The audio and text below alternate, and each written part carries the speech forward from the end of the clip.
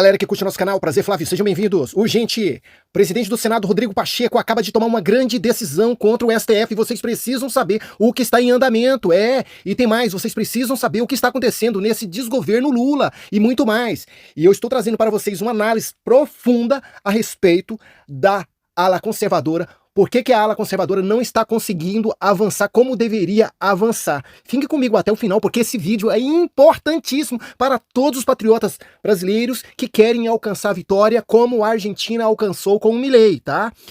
Olha aqui, governo Lula vai gastar 874 mil para limpar piscinas de palácios. Mas que dinheiro é esse, mano? Que mão de obra cara é essa, gente? O povo não tem comida, não tem nada, e esse desgoverno tá aí pagando quase R$1 milhão para limpar piscinas. E vocês acham que acabou? Não acabou, não. Olha só, Lula ultrapassa Bolsonaro e paga quase 30 bilhões em emendas parlamentares neste ano.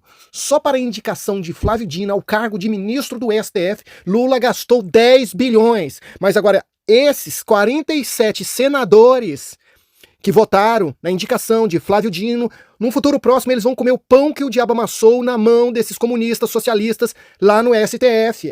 Meus queridos, primeiramente, se vocês dependerem da população brasileira de bem para vocês serem eleitos, jamais vocês serão eleitos. E não pensa que os votos de vocês serão secretos eternamente, não. Até o Moro, que tentou, esconder o seu voto a favor de Flávio Dino, foi descoberto. Dirá de vocês 46. Então, nessa era agora de 2026, vocês podem procurar outra profissão, porque essa de senador já era e já vai vencer agora, viu? Tem um exemplo aí do Frota, Mamãe Falei, Rebolei, Dória Doriana, Calcinha Apertada, Rebola, Rebola, e vários outros aí que perderam seus mandatos porque traíram a população brasileira de bem, como o Moro agora. O que está acontecendo com o Moro agora, depois que ele votou no Flávio Dino, é que eles querem caçar o mandato. E se ele depender da população brasileira de bem, sair às ruas ou manifestar nas redes sociais apoio dele contra a cassação dele, pelo contrário, o povo quer que ele saia o mais rápido possível, tá? Então aqui no Brasil tá daquele modelo. Fez errado, tá pagando na hora. A colheita já tá vindo assim, rapidona, viu? Não adianta querer passar baba de calango no povo brasileiro, não, porque o povo brasileiro cansou.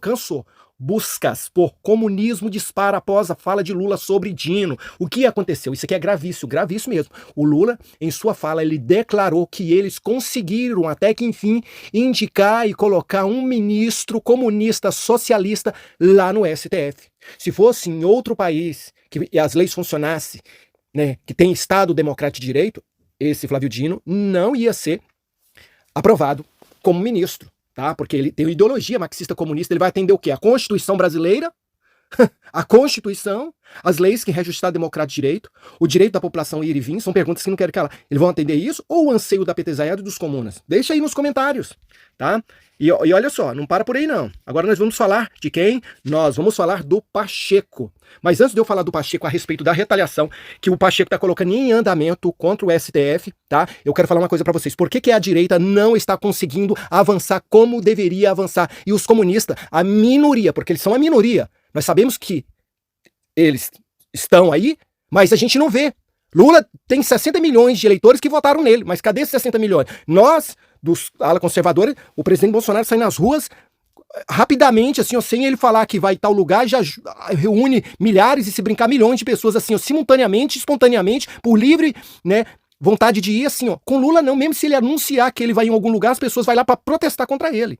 Mas por que a esquerda está conseguindo avançar? É porque eles trabalham com estratégia. Por trás dos bastidores tem marqueteiro, tem articulador, tem gente de tudo que vocês podem pensar. E eles estão trabalhando pontinho a pontinho, vírgula por vírgula, e eles estão tampando as lacunas para que eles possam chegar no poder definitivamente. Eu vou falar só algumas palavras do José Dirceu. Ele disse, nós precisamos de 3 mandatos para concluir aquilo que nós queremos, o nosso objetivo. Qual que é o objetivo? Transformar o Brasil em a segunda Venezuela, uma Cuba. E como eles estão fazendo isso? De fora para dentro? Não de dentro para fora. Eles estão colocando pessoas em todos os órgãos que vocês possam imaginar, e eles estão trabalhando com estratégia, aprovando leis, fazendo as suas interpretações e beneficiando só essa cleptocracia, bandidolatria e os comunistas. Criando ONG, criando todo tipo de órgão que vocês possam imaginar para eles ter o apoio, Então é isso.